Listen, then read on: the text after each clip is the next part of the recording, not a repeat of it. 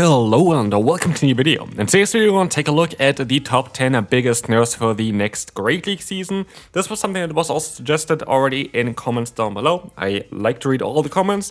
Give me suggestions. What do you want to see here for the upcoming videos? What do you want to have to prepare you for the upcoming season?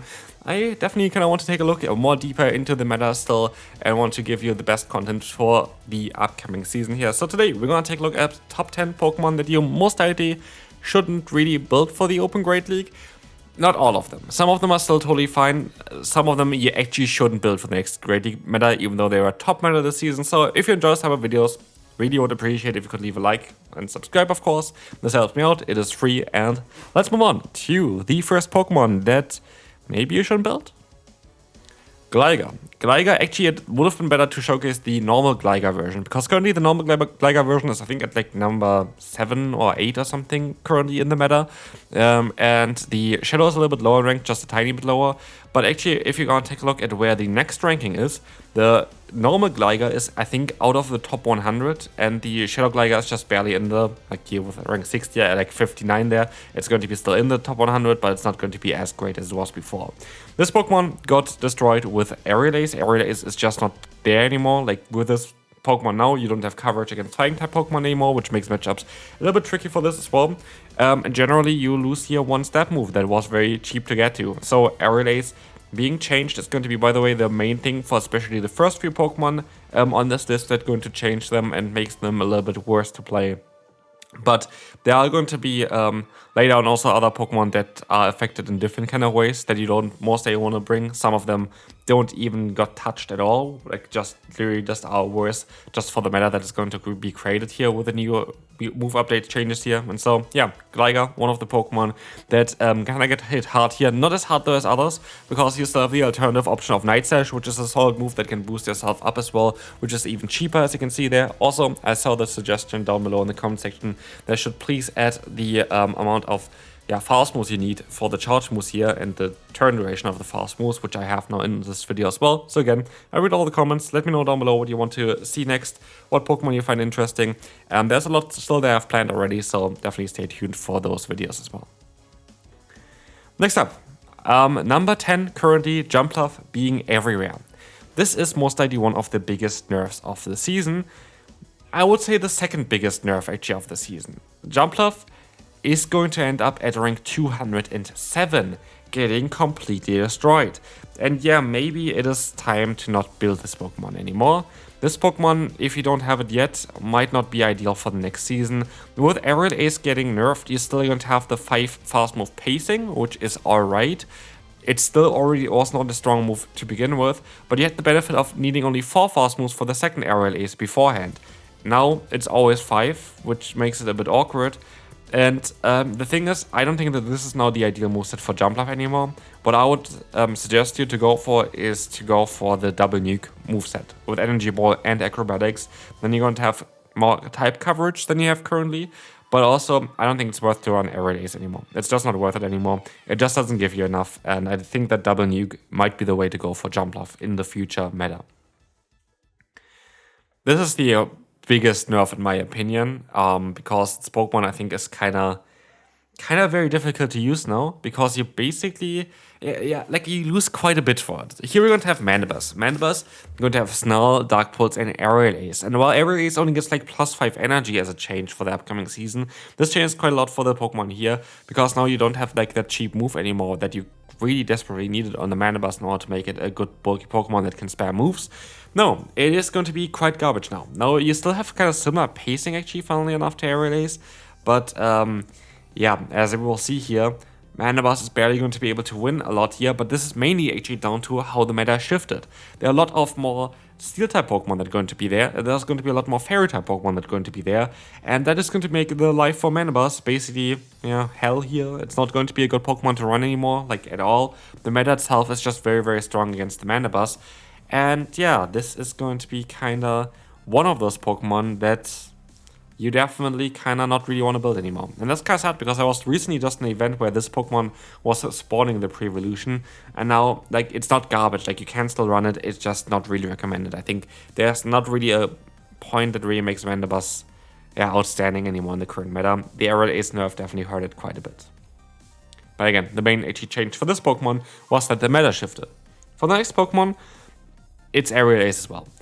Again, this is going to be most likely the last Pokemon with Aerial Ace that actually got nerfed, but most of the other ones are just hidden nerfs.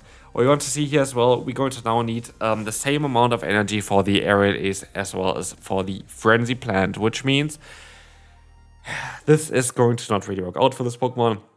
Aerial Ace just doesn't really cut it for it. Like, you barely get anything from it. This move already wasn't a great move on the Serperior before, but the main benefit was that it was cheap. And so I don't think that this is the ideal moveset on the Serperior anymore either. I do think that the ideal moveset on Serperior is the triple grass type moveset of Vine Whip. I think it's called Leaf Tornado. Yeah, Leaf Tornado, and the Friendly Plant Leaf Tornado has a 50% chance to drop the opponent's attack by 2 stages, as far as I know. This has at least some potential, it's cheaper. You're still going to get there after 5 fast moves there at least. And so yeah, I don't think that Aerial Ace is something that you want to have on your Serperior anymore. I think you should get rid of Aerial Ace on Serperior. I don't think it gives you any kind of benefit currently. Diggersby, former number 1 Pokemon. The main thing for this Pokemon is that Scorching's Hand has now a 20% chance most likely to drop the opponent's attack and stuff, a 30% chance. That was the biggest change for it. But actually with the meta shifted generally, apparently it's not the greatest anymore. There are a lot of Pokemon that I guess you don't really want to face, which is interesting. To be fair, it's actually still very solid though. This is, for example, one of those Pokemon where I think, especially as you see, the average rating actually goes up. The win-loss ratio goes down though. I do think this Pokemon is still going to be very strong. Like ranking 35 here is not bad at all. But it went down quite significantly, and so it had to be kind of included here in the biggest nerfs. I still think this Pokemon is worth building. I still think this Pokemon is worth playing. Absolutely, rank 35 is very, very solid. Just not the number 1 spot anymore. Just has a little bit less play this season.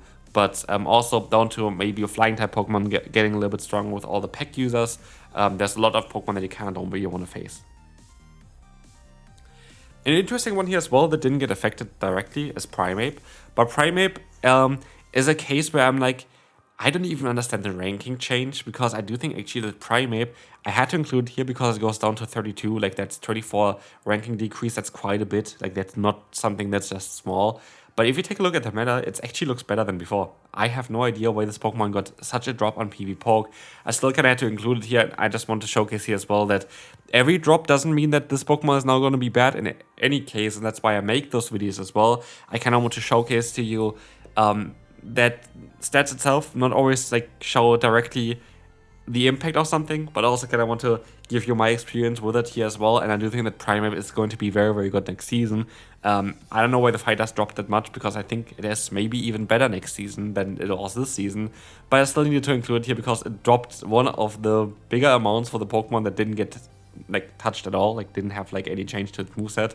So I find it kind of funny. I don't know, I find it kind of funny that this Pokemon is now lower ranked, but actually in my opinion better than before. So yeah, I kind of had to include it. Dusclops you have to include as well. This Pokemon is currently in the number 9 spot. So like a lot of the top tier Pokemon actually got changed, even though they didn't get changed. Dusclops number 9 spot, interesting. And I think, like, for example, one of the reasons why this Pokemon is so good is because it has great matchups against Diggersby. It's very neutral against like Pokemon like Fortress, Lapras. It's alright against Primeape. It's going to be very good against Gligar. Gligar drops. It's good against Golisopod here. Golisopod going to be on this list as well. Good against a lot of Pokemon that are just going to drop a little bit this season. And this is why this Pokemon drops down to rank 75. It is still going to be usable, but even here on the right side you see already, it is going to be less usable than before. It is going to be weaker than before. It is definitely going to be one of those Pokemon that maybe you're going to think twice if you want to build it. I don't know. I could see it other Pokemon just a little bit better. I do actually think that the evolution of it as a shadow is better. I think that Dusnoir is actually a better Pokemon to use than Dusclops in this next upcoming meta, just because the fast move pressure is kind of nicer. And also the fighting type coverage is going to help you out against matchups like Bastion or Steelix, which Dusclops just doesn't have. And so Dusclops is kind of more of a victim of the meta shift than anything else. Didn't get touched directly, but it doesn't really perform as well against what's going to be common next season. As said before already, Golisopod is on this list, and the Shadow Claw version is actually getting hit even harder, which is kind of interesting, but also the Fury Cutter version is kind of gone. The meta generally doesn't really seem too great for Bug-type Pokemon. Bug-type was like the last meta where a lot of Pokemon were really good with it, now this meta doesn't really look like this anymore. And one thing here as well, the Shadow Claw version is at, I think, rank 230 somewhere there. So like it's even further down by quite a bit. And so it's more the meta itself that's the issue for Golisopod again. It has actually access to areas, but nobody would ever run this anyway. But I think the meta itself is just a problem. Pokemon like Wigglytuff, Pokemon like the Darkspawn are going to go up here. Pokemon that are resisting the bug typing. We're going to have Bastion, which is going to get an increase in damage and also an increase in usage. We have Carbink, which is going to get an increase as well with the Rock Set buff. We have Corviknight as the #1 Pokemon here with a recent upcoming community day. No, didn't happen yet. And so I do think that this is going to be something that we have to take a look at. Like Golisopod here seems to be a Pokemon that's going to definitely get a bit worse next season. But at least it's a cheap Pokemon to build anyway, unless you don't have the normal candies for this Pokemon because it needs 400 to evolve. But yeah, this Pokemon is going to be most likely something that you will not see as often anymore in the upcoming meta. Giratina had to be on this list here as well. Giratina, it is rank 4 currently. It's a very strong Pokemon. It is still going to be alright. But the Shadow Claw version is the one that drops down to rank 114, and so I had to include it here. That being said, the Dragon Breath version is still alright. I still think that Giratina generally gets a bit of a nerf. The main reason for this is that you don't have great coverage outside of the Dragon type damage. And you kind of really want to have Shadow Claw on this Pokemon, but with the next upcoming Dragon Claw change of being 80 damage but 45 energy most likely, this Pokemon is going to struggle quite a bit with that. It's just not going to have like any good other coverage move that really helps you with it.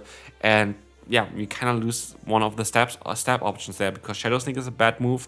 And yeah, with the upcoming meta shift here as well, as you can see, you need 6 fast moves now to get to a Dragon Claw instead of the 5, which is 5 and then 4 actually, which is quite a significant change. And while Dragon Claw does more damage, which is kind of cool, the pacing is just going to hurt this Pokemon a lot.